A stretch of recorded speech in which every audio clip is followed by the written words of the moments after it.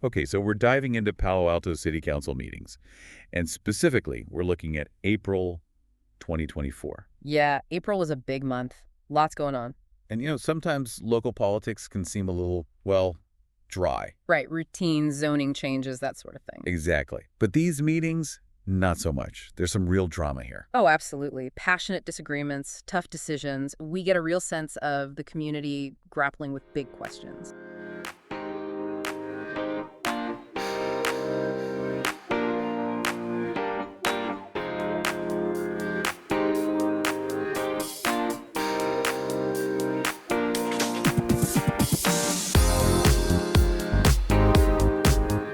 Let's take the meeting on April 22nd, for example.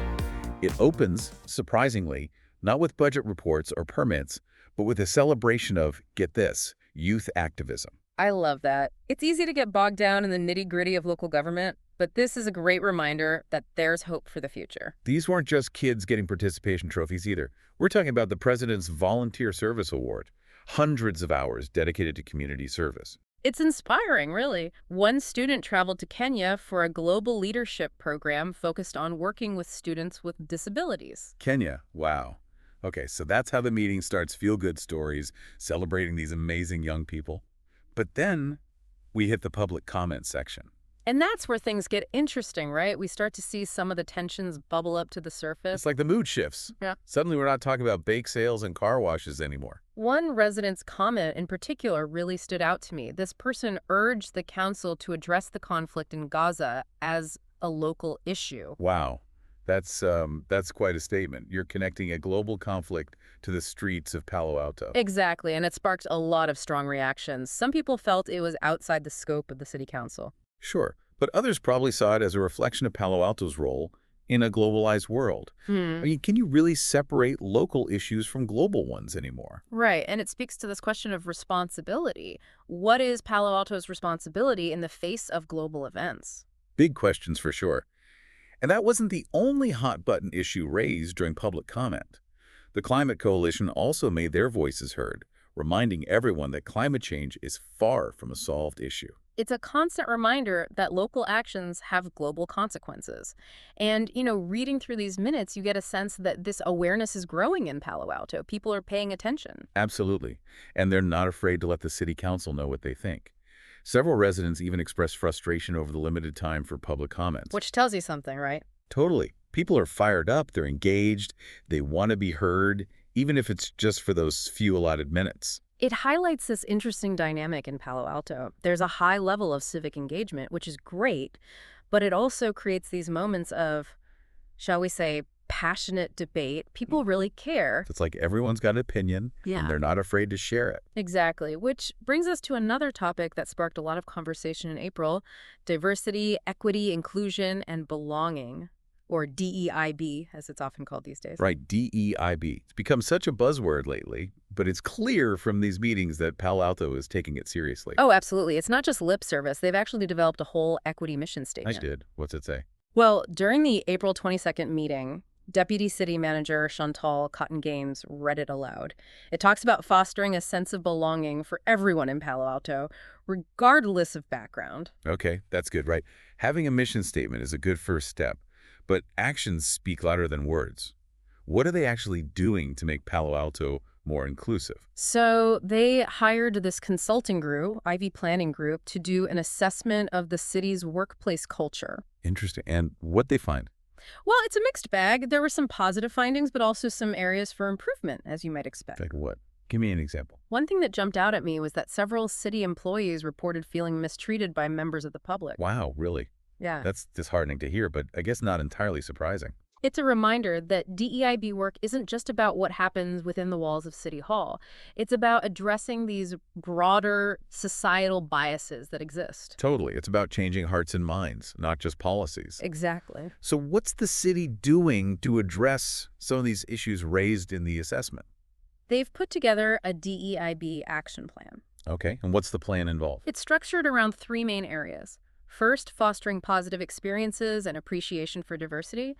Second, cultivating a more inclusive environment. And finally, applying an equity lens to decision-making processes. Sounds comprehensive enough, But I'm curious, how do you actually get people on board with this kind of change? It's one thing to have a plan, but it's another to get everyone to buy in. That's the million-dollar question, right? And it's something Councilmember Vinker brought up during the meeting. She was concerned about the low staff participation in the assessment. Apparently, only 29% of employees actually participated. 29%. That's pretty low. Yeah, and it raises questions about how representative the findings really are. If you're trying to create a more inclusive workplace, you need everyone's input. Otherwise, you risk creating solutions that don't actually address the root causes. Exactly. So while the DEIB action plan is a good step, it's clear that there's still a lot of work to be done in terms of engaging employees and creating a truly inclusive workplace culture. For sure. It's an ongoing process, not a one-and-done kind of deal. Absolutely. Well, from DEIB, the conversation at the April 29th meeting shifted to another topic that tends to get people fired up: historic preservation. Yes. Always a contentious issue. Because it's not just about preserving old buildings, right? It's about property rights, neighborhood character, and of course, money. Right. It's emotional. It's personal. And in Palo Alto, where real estate is, shall we say, highly valued, it's a potential powder keg. So what sparked the debate this time? What were they looking to preserve? The council was considering adding several new properties to the city's historic resources inventory. And as you can imagine, this didn't sit well with everyone. I bet. No one wants to be told they can't do what they want with their own property, especially if it impacts its value. Exactly. And that was a major concern voiced by residents during the meeting. They were worried that having their property designated as historic would limit their ability to renovate or even sell it. That makes sense. So how do you balance these competing interests? How do you preserve the past without stifling the present? Well, Councilmember Tanaka proposed an interesting solution, an opt-in list for historic designation. An opt-in list. How would that work? It would basically shift the burden of enrollment onto the homeowner. So instead of the city designating a property as historic, the homeowner would have to choose to add their property to the inventory. Interesting. That way it gives homeowners more control over their property, but it still gives the city a mechanism for recognizing and preserving historically significant places.